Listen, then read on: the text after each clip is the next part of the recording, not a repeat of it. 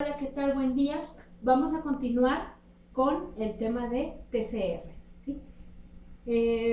Ya sé que ya vimos qué es el TCR, ya sé que ya vimos la activación del linfocito T, entonces, ¿qué más nos falta? Bueno, pues todavía nos faltan algunas cosas.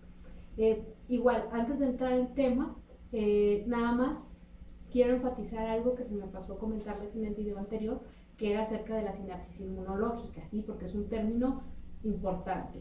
La sinapsis inmunológica es la interacción que se va a dar entre mi linfocito T y mi célula presentadora de antígenos, ¿sí? Obviamente primera y segunda señal hacen que nuestras dos células estén en estrecha relación compartiendo gran número de receptores. Hay más, les digo aquí nada más vemos los más importantes. Esa unión para que nuestro linfocito T logre la señalización tiene que durar algo de tiempo, sí tiene que durar varios segundos, ese vínculo entre mi presentadora de antígenos y mi linfocito T. A esa interacción es a la que conocemos como sinapsis inmunológica, ¿sí? Ahora, regresamos con los TCR, ¿sí? ¿Qué más tenemos?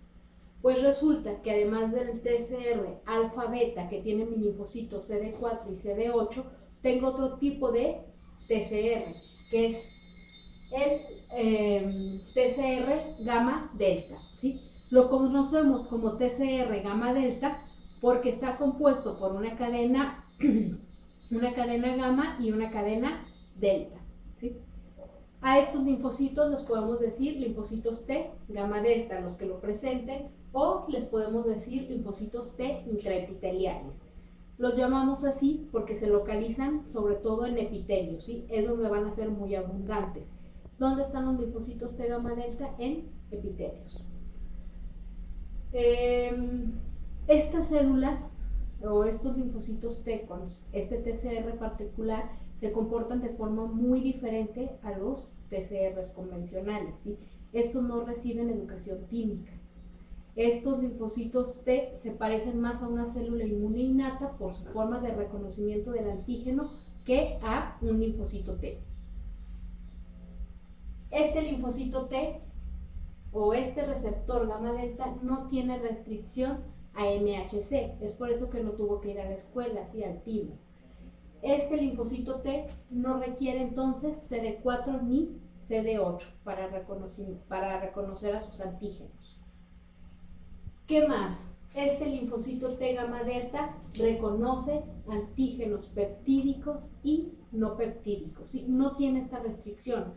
Él reconoce proteínas, reconoce lípidos, reconoce carbohidratos, reconoce ácidos nucleicos. Él reconoce patrones moleculares asociados a patógenos, ¿sí? Por eso decíamos que se parece más a una célula inmune innata. Puede reconocer PAMs, ¿sí? Quiere decir que nuestros TCR gamma deltas realmente no tienen la alta variabilidad que tienen nuestros otros TCRs alfa beta, ¿sí? Estos tienen una diversidad bastante reducida, limitada a los PAMs. Por eso decimos que tienen la especificidad de las células inmunes innatas. ¿Por qué requerimos o por qué existen estos linfocitos T gamma delta? Pues aquí tenemos que tener atención al lugar en donde los localizamos, están en los epitelios.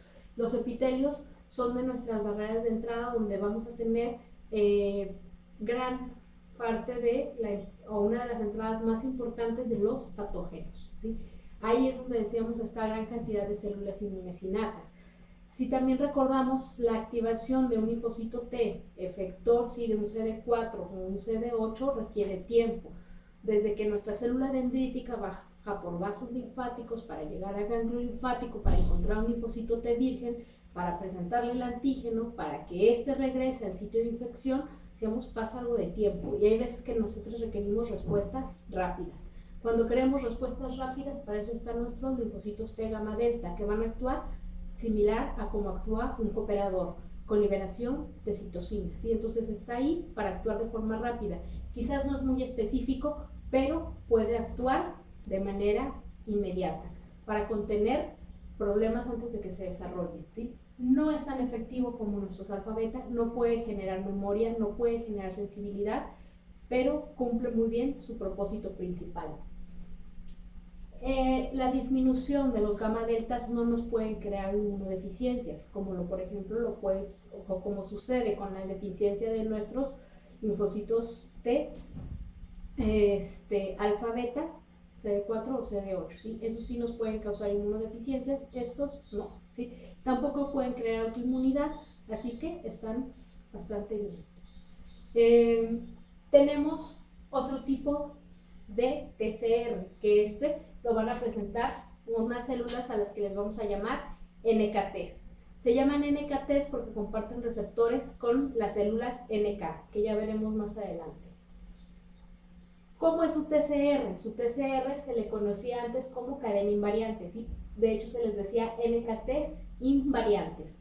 También tienen una cadena alfa y una cadena beta, pero a diferencia de nuestros TCRs CD4, CD8, estos tienen una escasa diversidad, tan escasa que decíamos que era invariante, ¿sí? Porque veíamos que de un linfocito NKT a otro linfocito NKT, ese TCR era prácticamente idéntico. No veíamos la diversidad o la variabilidad presente en nuestros otros tipos de linfocitos. Estos, además, no están restringidos tampoco a MHC, pero sí reconocen algo, reconocen a CD1, ¿sí? El equivalente o quien le presentan los antígenos sería CD1. CD1 es una molécula no clásica, ¿sí? Del MHC, ¿sí? De nuestra región. De nuestra región. Si recuerdan MHC, teníamos la región que codificaba para las moléculas HLA1, MHC1, MHC2, HLA2 y teníamos otra tercera región que les decía, ahí se producen factores solubles, pero también se producen otras proteínas, entre esas, por ejemplo, CD1, ¿sí? Las moléculas no clásicas. ¿Qué caracteriza CD1? Que no va a tener el polimorfismo que MHC1 y MHC2, ¿sí? Por ejemplo, habíamos dicho, MHC1 de una persona a otra, igual MHC2, es altamente variable. Es muy improbable o completamente improbable que yo encuentre a otra persona con mi mismo MHC1 y mi mismo MHC2. CD1, al no ser polimórfica, quiere decir que el CD1 que yo tengo puede ser similar o puede ser idéntico al CD1 de otra persona, al CD1 de otra persona, porque este no tiene la variabilidad que tiene MHC. Por eso estos TCRs no necesitan variar tanto. Ahora, ¿qué más? Igual van a reconocer PAMs, pero sobre todo están especializados en reconocer glucolípidos, ¿sí? Esta es una característica importante porque acuérdense que nosotros cuando estamos hablando del sistema inmune estamos hablando de una carrera evolutiva, ¿sí? Las bacterias evolucionan, mi sistema inmune evoluciona, ¿sí?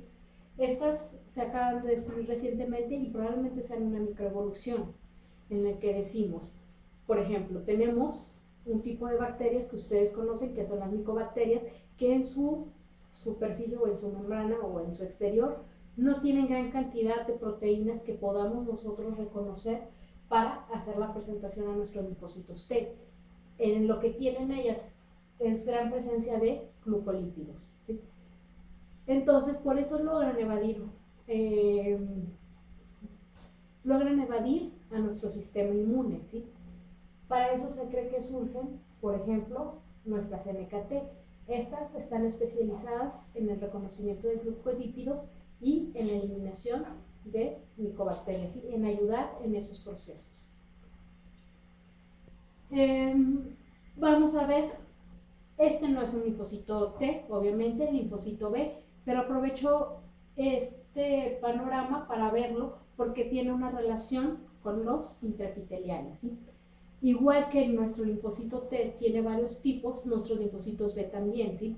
El linfocito B que habíamos visto y el linfocito B1, ¿sí? ¿Qué hace especial a este linfocito B1? Que igual que esto se comporta más como una célula de la inmunidad innata en el reconocimiento de antígenos. Este va a tener como BCR una IgM, ¿sí? Y además Estas IgM lo que van a hacer es reconocer PAMs, ¿sí? Se habla de que son mecanismos de defensa preconfigurados, igual que nuestras células inmunes innatas. Y estos están siempre presentes, ¿sí? Igual en epitelios. Entonces, están ahí en la batalla diaria para contener, para no dejar a las oportunistas avanzar en ningún momento. Estas están, y como nuestro microbiota está presente todo el tiempo, pues los B1 también siempre están presentes todo el tiempo, ¿sí? No necesitamos que haya una infección. Nuestros anticuerpos generados por los linfocitos B1 los conocemos como anticuerpos naturales, ¿sí? Por lo mismo, no hay necesidad de que yo tenga una infección para tener estos anticuerpos presentes. Ok, entonces, ¿sí? Después de lo que hemos visto, yo tengo linfocitos T y dentro de mis linfocitos T tengo mis linfocitos T clásicos, ¿sí? Mis TCRs alfa betas, que pueden ser CD4, los colaboradores, o CD8, los citotóxicos. Pero también voy a tener linfocitos T, los T que van a tener TCR gamma delta, los intraepiteliales, y también voy a tener mis linfocitos NKT, ¿sí? Con su cadena invariante, ¿sí? Esa cadena de poca diversidad. Tengo entonces 1, 2, 3 tipos de linfocitos de acuerdo a sus TCRs. Ahora, hablando de activaciones de linfocitos, vamos a ver una diferenciación que va a haber para nuestros linfocitos CD4, ¿sí? Estos siempre son iguales, estos siempre son iguales. CD8 se comportan de manera igual, esto es decir, cómo montan o trabajan las respuestas inmunes, pero tengo un TCR alfa beta, mi CD4, mi colaborador, que va a actuar de forma diferente dependiendo del patógeno que necesite combatir, ¿sí? Mi CD4, dependiendo del patógeno que necesite combatir, va a generar diferentes subtipos, ¿sí? Que vamos a llamarles TH1, TH2, TH17 y T reguladores. Se les dice TH porque su nombre viene de T helper, ¿sí? Nuestros ayudadores. ¿Cómo es que nuestro linfocito CD4 se va a convertir en TH1, TH2, TH17 o T reguladores? Pues depende de una tercer señal de activación del linfocito T, ¿sí? Oficialmente no se le conoce como tercer señal, porque decíamos para activar el linfocito T virgen, primera y segunda señal son necesarios, pero la verdad es que siempre está involucrada este tercer aviso que le ayuda a diferenciarse a mi CD4 en el linfocito más adecuado para montar una respuesta inmune correcta. ¿Quién da esta tercer señal? Lo dan las citocinas, ¿sí? Estas proteínas que van a servir para la comunicación de mis células inmunes, ¿sí? Las citocinas anteriormente o antiguamente se les conocía como interleucinas y se les decía interleucinas por su función, que decían lo que hacen es comunicar un leucocito con otro leucocito, ¿sí? Se mandan información entre ellas. Un leucocito le dice al otro qué debe de hacer, ¿no? Le manda el aviso, hey, actívate, y el otro se activa a través de esas interleucinas. Y le puede mandar otro mensaje, otra señal química, otra proteína que le diga, hey, apágate, y el otro se apaga, ¿sí? Es como su lenguaje, ¿sí? Ellos se hablan por citocinas, se hablan por interleucinas. A las interleucinas nosotros las abreviamos como las IL, ¿sí? Entonces, yo puedo tener IL1, IL2, IL3, que es la forma, la nomenclatura que les damos a las citocinas. Les decimos interleucina 1, interleucina 2, interleucina 3. Las nombramos como ILs de acuerdo a su nombre interleucina, pero este nombre es un nombre obsoleto, ¿sí? Porque actualmente sabemos que las interleucinas no únicamente sirven para comunicar a leucocitos con leucocitos. La señal que manda un leucocito puede afectar a otras células, aunque no sean células inmunes, ¿sí? Quiere decir, no necesariamente mando señales a un leucocito, yo puedo mandar señales a células de estirpes completamente diferentes, ¿sí? A células epiteliales, a células endoteliales, a neuronas, ¿sí? Mi sistema inmune se comunica con todos, entonces el nombre de interleucina ya no es correcto, se le dice citocina, pero como otras cosas, pues nos quedamos por comodidad o porque ya se les nombró de esa manera con las ILs. Vamos a ver rápido algunas características de las citocinas para entender cómo se comportan. Las citocinas se dice que son pleiotrópicas, ¿sí? Que precisamente es esto que estaba mencionándoles yo, de que sus funciones o sus alcances llegan a diferentes células, ¿sí? Una sola citocina no va dirigida contra un tipo específico de célula, sino contra varios tipos celulares. Son redundantes. ¿Qué quiere decir? Que una misma función, ¿sí? Por ejemplo, la fagocitosis puede ser dada por diferentes citocinas, ¿sí? Por ejemplo, interferón gamma, cuando está presente, aumenta la fagocitosis, pero lo mismo hace interleucina 12, pero lo mismo hace interleucina 18, ¿sí? Va a haber muchas citocinas que tengan exactamente la misma función, ¿sí? Por eso son redundantes. Son sinérgicas. Esto quiere decir que una citocina puede potenciar exponencialmente la función de otra, ¿sí? Causan sinergismo. ¿Qué decíamos? Bueno, interferón gamma por sí mismo aumenta la fagocitosis, pero si yo la combino con otra citocina, esta función no solo se va a duplicar, sino que se va a potenciar de manera exponencial. Y también son antagónicas entre ellas, y quiere decir que una citocina puede contradecir o contraponer el efecto de otra. Si yo puedo tener interferón gamma en el medio, produciendo esa fagocitosis, pero si llega otra citocina al mismo lugar, con el mismo macrófago, puede tomar una diferente función, ¿sí? Por ejemplo, interleucina 10 puede apagar esa fagocitosis. Entonces pueden tener funciones antagónicas. ¿Cuál va a ganar? La que esté presente en mayor cantidad. Entonces, teniendo en cuenta las características de las citocinas, vamos a ver rápido cómo funciona esta tercera señal, ¿sí? Yo tengo mis células presentadoras de antígenos, mi célula dendrítica, que tiene su MHC, que habíamos dicho tiene su CD80 y su CD86, y tengo mi linfocito T virgen, que tiene su TCR y tiene su CD28. Primer señal, segunda señal, y este linfocito se debería de ser un linfocito T efector. Pero, ¿qué antígeno presenta esta MHC? ¿Sí? ¿Qué antígeno o qué información me está presentando? No es lo mismo que yo quiera combatir un patógeno intracelular que un extracelular, ¿sí? Porque decíamos, mi linfocito T, inclusive mi linfocito B le puede presentar información, y mi linfocito B está hecho para activar respuestas humorales. Entonces, mi linfocito T debe de saber a qué células va a dirigir, ¿sí? Qué células tiene que mandar, cómo va a regular a su ejército. Entonces, el efector que se genere va a depender de la citocina que libere mi célula dendrítica. En este caso, o en el ejemplo, nosotros vemos que aquí está liberando interleucina 12, y esta es una señal que le hace a mi linfocito T comprender que se tiene que convertir en un linfocito T H1, que a su vez va a tener un patrón de citocinas particular, ¿sí?